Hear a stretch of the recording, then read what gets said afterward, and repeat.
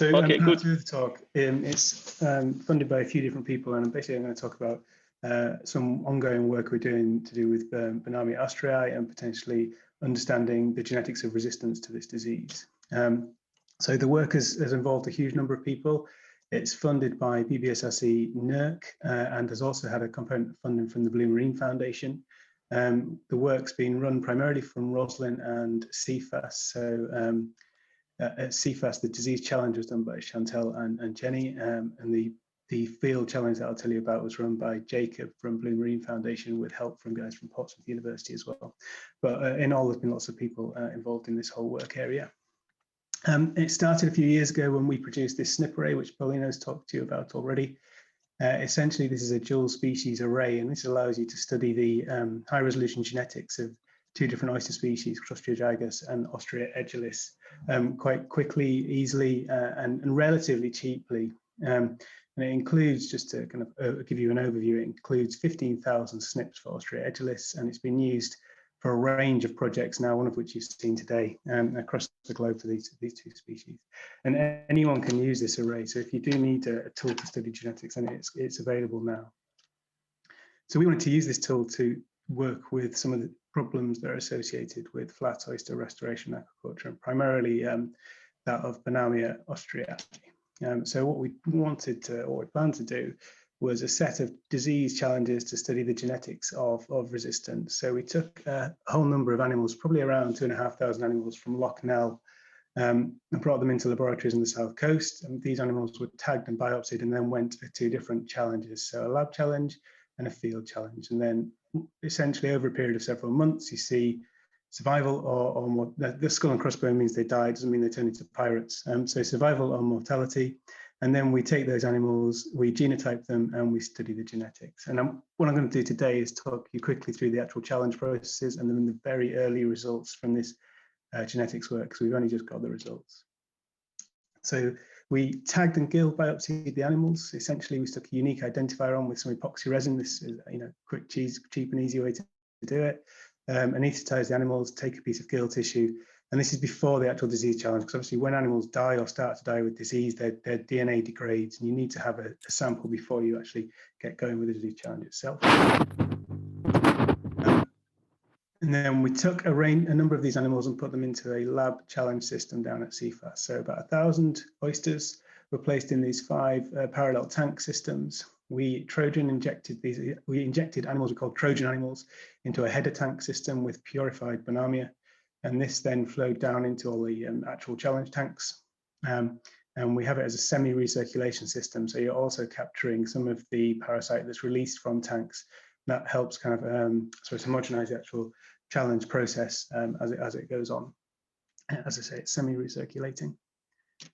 And then over the several month period that this process went on, oysters were checked 3 times per week. Whether and mortalities, the tissue samples were taken if possible, and obviously the ID of the animal was recorded. We also took water samples, so a litre of water was taken every week from this system to assess parasite loading in the actual system. And then for the field challenge, we did around 1,500 animal tags and biopsies, and they were placed in small cages in a field site called the Hamble, and this is an estuary just close to Southampton in Solent Water area.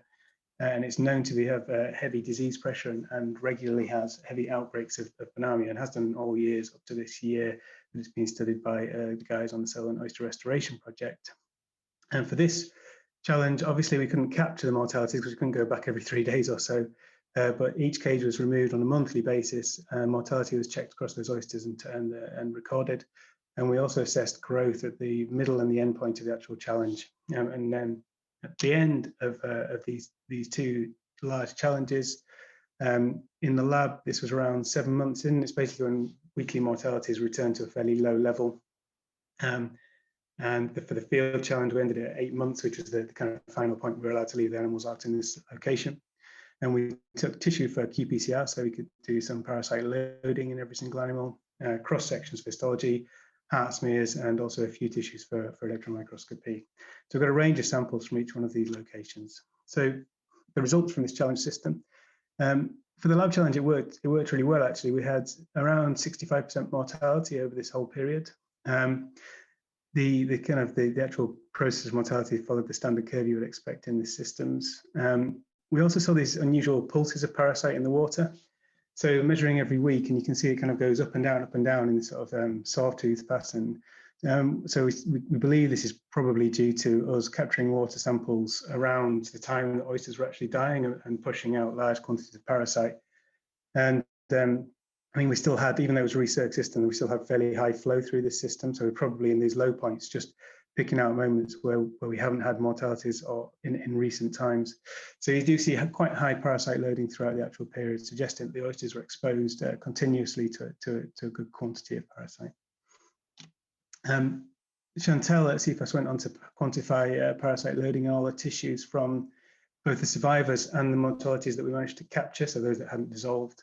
And we found that actually there's fairly similar levels of parasite across survivors and mortalities. So Bonamia tends to infect pretty much all these animals equally, and then around half those animals die. So we've got essentially two key phenotypes from this study. We've got survival, so binary survival, whether they die or whether they survive, and what the parasite loading of those animals are. And we can use both of those phenotypes to map against the genetic results we get later.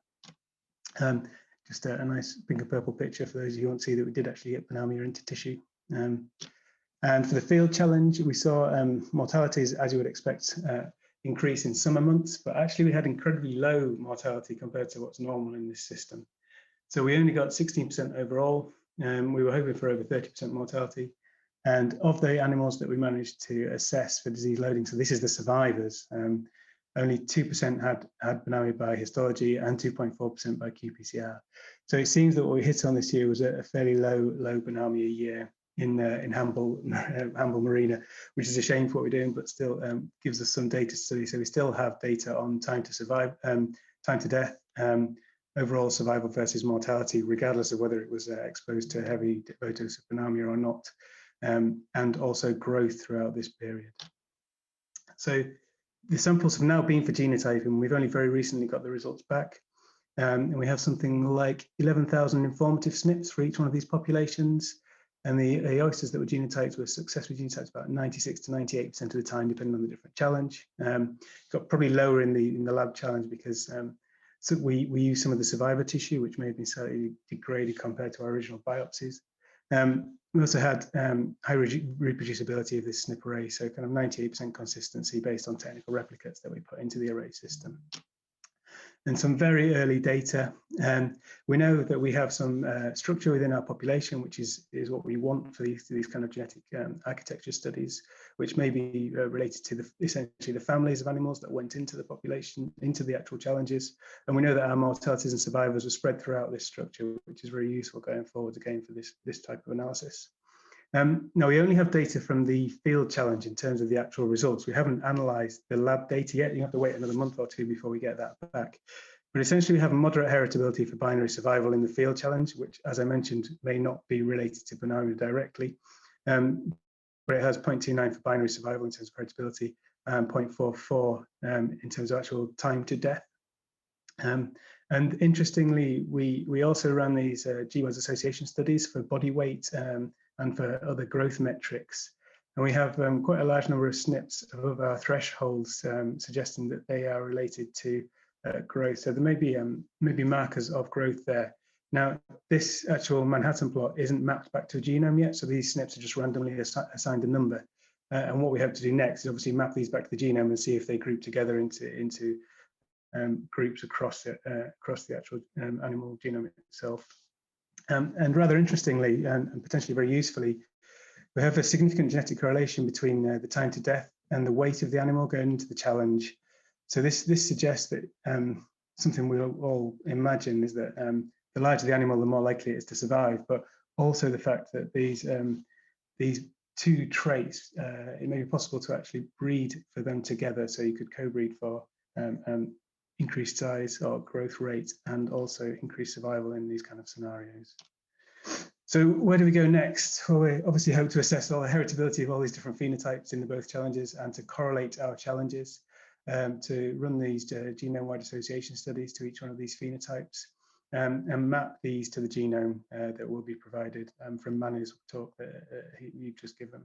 And we also then will go on to compare this data to studies such as Paulino's study that you've heard earlier today, plus some more QTL-based studies from, for example, Delphine Lalias from a few years ago. And then finally, we'll assess some of the potential methods you can use for breeding animals that have the traits that you're interested in, such as genomic selection. So we're getting to the point now where I was really hoping to give you this data in more detail, but we're not quite there yet. But it's proving to be very interesting, and we hope there's some interesting stuff coming out of it in the near future that will be of use to the restoration community.